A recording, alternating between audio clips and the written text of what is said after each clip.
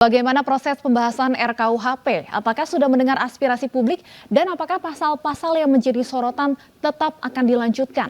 Kami akan membahasnya bersama juru bicara tim sosialisasi RKUHP Albert Aris, anggota Komisi 3 DPR RI dari fraksi Gerindra Habibur Rahman, serta peneliti Komisi untuk Orang Hilang dan Korban Tindak Kekerasan atau Kontras Rozi Brilian. Selamat sore Bapak-Bapak.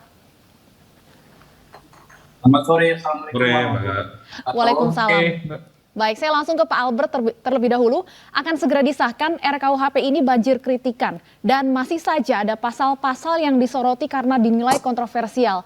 Sebenarnya Anda melihatnya apa yang bisa menyatakan pernyataan Wamenkumham bahwa pembahasannya sudah dilakukan secara terbuka dan sudah mendengar masukan-masukan dari publik? Ya, begini Mbak, dalam perjalanan RKUHP ya, mulai dari tahun 63 sampai tahun 2013, di mana draft pertama kali diserahkan kepada DPR, itu sudah melalui proses pembahasan dan penyusunan yang sangat panjang. Nah, pasca tertunda pengesahannya di 2019, sesuai arahan dari Presiden, tim perumus RKUHP dan sosialisasi sudah memastikan bahwa hak masyarakat sipil dan kelompok-kelompok yang mungkin berbeda pendapat dengan kami itu sudah diberikan hak untuk memenuhi partisipasi yang bermakna, yaitu hak untuk didengar, hak untuk dijelaskan, dan hak untuk dipertimbangkan masukan dan aspirasinya. Jadi tidak benar kalau dikatakan bahwa penyusunan RKUHP ini tidak partisipatif dan tidak bermakna. Semua masukan itu yang diberikan oleh teman-teman masyarakat sipil itu kami bahas, kami uji dengan konstitusi, kami uji dengan putusan MK, dan kami uji dengan peraturan perundang-undangan yang saat ini masih berlaku. Demikian, Mbak. Baik, Pak Habibur Rahman, Partai Gerindra ini salah satu yang menerima pengesahan RKUHP tanpa syarat nantinya. Artinya apakah dari fraksi Partai Gerindra melihat tidak ada pasal yang bermasalah dalam RKUHP yang akan segera disahkan ini? Ya, saya perlu sampaikan bahwa seluruh fraksi di DPR menyetujui dengan bulat pengesahan di tingkat pertama. Kalau soal catatan tentu semua memiliki catatan. Kalau soal apakah kita menganggap 100% KUHP sesuai dengan aspirasi partai, tentu masing-masing fraksi akan mengatakan tidak 100% sesuai dengan aspirasi partai kami, ya, fraksi kami. Tapi itulah konsep berdemokrasi kita ya di DPR. Kami menyampaikan apa yang kami ideal, lalu kita berdiskusi sejauh mana kami bisa memperjuangkan apa yang kami anggap ideal tersebut, dan kami tidak memaksakan diri. Tapi yang paling penting adalah bahwa kita mengakhiri era ya di mana kita sudah 150 tahun memakai KUHP bikinan penjajah Belanda, dan ada pasal-pasal yang terkait KUHP yang berlaku saat ini harus segera dicabut dengan berlakunya KUHP yang baru. Ya, kami juga tadi mengatakan banyak sekali yang sudah kita lakukan. Kalau dikatakan tergesa-gesa itu sangat menggelikan. Pernyataan yang mengatakan pengesahan ini tergesa-gesa. Kenapa? Di masa sidang ini saja ini sudah tahun ketiga, ya, baru kita bisa mengesahkan KUHP ini. Dan tadi dikatakan prosesnya sejak tahun 63 dan lain sebagainya, di mana kita selalu menunda. Terakhir ini kan sempat juga ditunda kemarin, ya, beberapa hari yang seharusnya dibahas seminggu sebelumnya ditunda lagi, gitu loh. Sehingga memang kita harus pada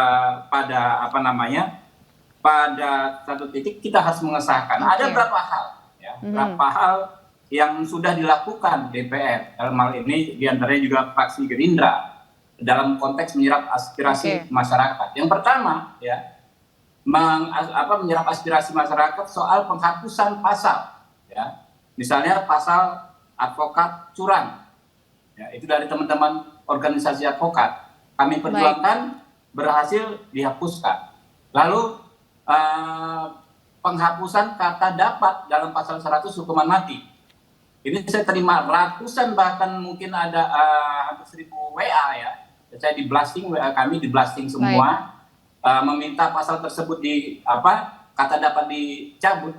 Kami cabut pasal tersebut, sudah dicabut. Gitu kan. Lalu soal pasal-pasal penghinaan, ya, pasal-pasal penghinaan kepada penyelenggara negara, terhadap kekuasaan umum yang tadi sangat luas dihilangkan. Tinggal kepada kepada lembaga negara, di mana dibatasi beberapa lembaga negara yang tidak luas seperti sebelumnya, dan diberi batasan-batasan agar pasal tersebut tidak digunakan oleh pemerintah yang berkuasa untuk menjadi alat kekuasaan. Kami juga sudah memasukkan pasal-pasal yang sebelumnya tidak ada, ya, soal rekayasa yang dilakukan penegak hukum. Kali ini sekarang kan banyak laporan penegak hukum melakukan rekayasa hukum. Nah, ini kita masukkan dan sehingga bisa memberikan keadilan masyarakat yang menjadi, nanti dulu. Kalau Anda minta penjelasan saya jangan dipotong dulu, gitu loh. Yang meminta keadilan soal terjadinya rekayasa hukum. Nah, jadi itu sudah kita lakukan. Kalau toh tidak 100% mengadopsi apa yang diinginkan masyarakat, juga karena aspirasi masyarakat bisa berbeda secara ekstrim satu sama lain. Contoh, ya, pasal soal kohabitasi atau kumpul kebo. Kalau untuk masyarakat di dapil saya, pasal ini dianggap penting, bagus masuk larangan kumpul kebo, kohabitasi di Jakarta Timur. Dan bahkan dianggap kurang tegas. Tapi ada pihak-pihak yang menyerukan mengecam pasal ini seolah masuk ke ranah privasi. Begitu juga pasal soal perluasan larangan zina. Kalau di tempat dapil saya, pasal ini dianggap bagus sekali, gitu kan? Tapi ada juga kelompok masyarakat yang mengecam dan meminta pasal soal soal pengaturan zina ini dihapus karena masuk ke ranah-ranah privasi dan tidak menghormati hak asasi manusia. Nah, kurang lebih itulah yang sudah terjadi, dan kami berupaya bahwa RKUHP ini segera disahkan dalam paripurna secepat mungkin, ya. Kalau bisa besok, mungkin besok, ya. Yang jelas dalam masa sidang ini. Mas Rozi, kalau dari Kontras catatannya pasal kontroversial mana saja yang harus dikawal dan berpotensi lolos, dan siapa sebenarnya yang terancam pasal-pasal kontroversial ini? Iya, pertama begini Mbak, kami tidak menolak ya, betul tadi apa yang disampaikan oleh Pak Habib gitu ya, bahwa memang sudah banyak perbaikan dari draft KUHP yang ada, yang eksis saat ini gitu ya. Tapi ada beberapa hal yang sebenarnya kita masih persoalkan gitu ya. Salah satunya misalnya dalam konteks prosesnya, itu ada proses yang belum optimal dibuka oleh tim perumus gitu. Misalnya, saya mau kasih contoh, di beberapa daerah, yang dilakukan oleh tim rumus itu adalah soal sosialisasi gitu. Nah, salah satunya Mas Albert ini juga menjadi juru bicara, tapi bukan soal partisipasi. Jika kita misalnya lihat dan tinjau dari susunan acaranya, itu lebih banyak pemerintah yang bicara soal RKUHP, bukan mendengar aspirasi masyarakat. Itu misalnya yang pertama dalam konteks prosesnya. Yang kedua soal substansi. Kami juga dari tadi apa yang disampaikan oleh Pak Habib gitu ya, kami tidak membantah bahwa memang ada perbaikan gitu ya dalam beberapa konteks, tapi lagi-lagi gitu perdebatan yang sengit masih ada di tengah-tengah masyarakat kita, misalnya dalam konteks pasal-pasal mengancam demokrasi. Saya kasih contoh pasal 256 gitu ya, yang sejak dulu kita juga sudah sampaikan bahwa ini pasal sangat berbahaya begitu bagi teman-teman yang unjuk rasa di yang sedang melakukan aksi massa dan lain sebagainya. Di pasal itu misalnya setiap orang yang tanpa pemberitahuan terlebih dahulu kepada berwenang mengadakan pawai unjuk rasa dan lain sebagainya mengakibatkan terganggunya kepentingan umum gitu. Nah, terganggunya kepentingan umum, keonaran huru hara ini kan sifatnya sangat karet gitu. Bahkan dalam beberapa kasus yang kami dampingi gitu ya, masyarakat sipil lakukan, keonaran kemudian huru hara itu bahkan diciptakan. Kita mesti ingat betul misalnya dalam konteks pembakatan halte yang terjadi pada aksi Omnibus Law pada tahun 2020 lalu. Aktornya sampai hari ini tidak ditemukan, dan itu sudah ada penelitiannya, basisnya investigasi secara teknologi yang menyatakan bahwa itu bukan dari kalangan massa aksi. Jadi kami melihat bahwa pasal-pasal ini justru akan cenderung mengkriminalisasi proses-proses real yang terjadi di lapangan gitu. Jadi kami berharap juga bahwa pemerintah bersama DPR juga melihat studi kasus demikian agar bisa pasal-pasal yang kemudian nanti bisa berlaku itu juga tidak berpotensi besar untuk mengkriminalisasi publik, terutama dalam menyampaikan hak-hak konstitusionalnya. Mungkin saya sampai itu dulu, Mbak. Sudah lebih baik, tapi masih ada pasal karet yang bisa mengancam kebebasan demokrasi. Pak Albert, silakan tanggapan Anda. Ya, saya mau tanggapi yang pertama dari sisi proses ya Mbak Stefani. Yang pertama, kalau tidak ada partisipasi bermakna, tidak akan mungkin ada perubahan draft yang terjadi mulai dari draft 4 Juli, kemudian draft 9 November, sampai draft 24 November yang pada saat itu juga kembali disempurnakan bersama anggota Dewan di Komisi 3. Jadi ini sebenarnya kami mendengar banyak loh. Tetapi gini, mohon teman-teman aktivis jangan memaknai bahwa demokrasi itu berarti pendapatnya itu harus pasti diakomodasi. Karena meaningful participation itu hanya hak untuk dipertimbangkan. Nah, masalah nanti itu diakomodasi atau tidak itu sepenuhnya merupakan kewenangan pembentuk undang-undang. Itu pertama, Mbak. Jadi saya memastikan sore hari tadi sudah Oke, disinggung oleh Pak Habib, meaningful participation dalam RKUHP mungkin satu-satunya yang paling terbaik, Pak Habib.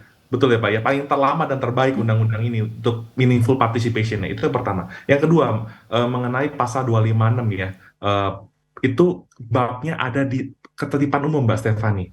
Jadi kalau sudah diberitahukan adanya unjuk rasa, meskipun akibat yang terjadi itu sudah ada berupa terganggu ketertiban umum, pelaku unjuk rasa atau pemimpin unjuk rasa tersebut tidak bisa dipidana. Karena kita tahu dalam hukum pidana itu setiap unsur itu harus terpenuhi sampai kumulasi. Nah, kalau teman-teman ini sudah melakukan pemberitahuan kepada pihak yang berwajib, maka dipastikan tidak akan ada pidana terhadap mereka yang melakukan unjuk rasa. Nah, kenapa risetnya seperti itu? Saya perlu menyampaikan begini. Misalkan, saya ambil contoh ya, misalkan Mas Rozi harus mengantar saudara atau kerabatnya ke rumah sakit misalnya.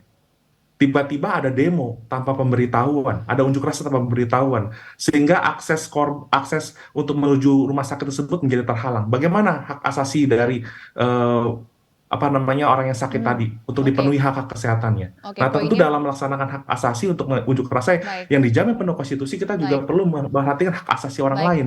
hanya Jadi itu pemberitahuan penting saja ya sekali. Pak Albert, bukan Iya, pemberitahuan mengantongi aja. izin. Jadi cukup memberikan pemberitahuan, maka pasal 256 tersebut tidak akan terpenuhi unsur terganggu ketertiban umum. Baik, Iya, Simple as that, Mbak baik, Stefani. baik. iya Mas betul. Rozi ada tanggapan? Mas Albert, tadi di VT juga iNews juga menampilkan gitu ya soal demonstrasi yang kami lakukan gitu ya, yang dilakukan di Car Free Day kemarin. Misalnya dalam konteks itu gitu ya, ada satu upaya untuk menyampaikan kepada publik terkait dengan masalah-masalah yang ada pada RKUHP. Pun kami direpresi gitu ya, dibubarkan dan lain sebagainya gitu. Nah, ketika misalnya RKUHP berlaku di pasal 256 ini, itu bukan hanya dalam tataran pembubaran, bukan dalam tataran represi saja, tapi justru malah sampai kepada pidana yang ancamannya paling lama 6 bulan sebagaimana diatur dalam pasal 256 RKUHP. Jadi sebenarnya konteks-konteks demikianlah yang sebenarnya harus juga dipertimbangkan, dipikirkan oleh tim perumus dan apa namanya Bapak Ibu anggota DPR gitu dalam merumuskan pasal ini. Jadi belum Baik. kita nanti bicara soal ini juga, Mas Albert, soal pasal penyerangan kehormatan dan harkat martabat presiden, dan tadi juga walaupun sudah disinggung oleh Pak Habib juga ya berkaitan dengan apa namanya penghinaan gitu ya, pasal-pasal Baik. penghinaan yang masih eksis gitu di rancangan Oke. KUHP hari ini, itu juga yang masyarakat sipil juga masih anggap sebagai permasalahan dan masih harus apa namanya dibahas lebih lanjut. Nah, Baik. mungkin pesan juga kepada Pak Habib gitu ya dan teman-teman dari Komisi 3 juga begini Mbak, apa namanya sebelum lanjut, jadi jangan dulu ditetapkan bahwa 15 Desember harus sah. Kita bicara dulu gitu ya, buka diskursus luas-luasnya dulu, kemudian baru disahkan. Baik. Jangan tetapkan tanggal, Baik. baru nanti kita tergesa-gesa, terburu-buru, padahal Baik. proses-proses dialogisnya Baik. belum dilaksanakan Baik. secara tuntas gitu ya, secara Baik. komprehensif. Jadi lebih Apakah baik boleh saya tanggapi, nggak Mbak? harus Baik. sampai 15 Desember dulu Baik, gitu. terakhir saya beri kesempatan Pak Habibur Rahman untuk menanggapi singkat saja Pak, silakan. Ya, saya pikir apa yang dikhawatirkan soal penegakan hukum tadi, apa namanya oleh rekan dari Kontras, itu sudah kita jawab dengan keberadaan pasal 6 sampai 280 ya, soal larangan atau pidana terhadap aparat ya, penegak hukum yang melakukan kriminalisasi atau rekayasa kasus. Gitu kan? Kan ada ya, ada tadi dikatakan ini baru bisa bermasalah orang yang unjuk rasa tanpa izin ini kalau terjadi huru hara. Tadi dikatakan dibuat-buat dan lain sebagainya. Dengan KUHP yang baru ini, aparat penegak hukum yang melakukan rekayasa yang dikhawatirkan tadi, justru dia bisa terkena pasal yang lebih berat daripada jika dilakukan oleh masyarakat biasa. Nah, kemudian soal timing. Nggak akan selesai, Pak. Kita tunggu lewat tanggal 15 Desember sampai 15 Desember 2050 juga nggak akan selesai. Nggak akan semua sempurna, gitu loh. Padahal yang mendesak adalah sekarang mengakhiri produk Undang-Undang KUHP dan turunannya saat ini yang berlaku saat ini. Contoh, Undang-Undang 146. Ini undang-undang pemecah rekor pengantar orang ke penjara terbanyak setelah reformasi. Habib Rizik, Sagana Nenggolan, Edi Mulyadi dituduh menyebar berita bohong tanpa mempersoalkan akibatnya. Tidak terjadi kerusuhan, tapi orang-orang ini masuk penjara. Dengan KUHP yang baru, Undang-Undang 146 dicabut, gitu kan? Baru kami bisa tangkap orang poinnya. yang dituduh menyebar berita bohong di penjara kalau terjadi kerusuhan. Nah, makanya lebih urgent mencabut KUHP yang saat ini dan mengesahkan KUHP saat ini daripada terus menunda. Baik, kami tangkap poinnya Pak Habibur Rahman. Sayang sekali waktu kita terbatas. Terima kasih banyak Pak Habibur Rahman, Pak Albert, Pak Rozi. Semoga ada kesempatan lain untuk kita berdiskusi lebih komprehensif. Terima kasih, selamat sore.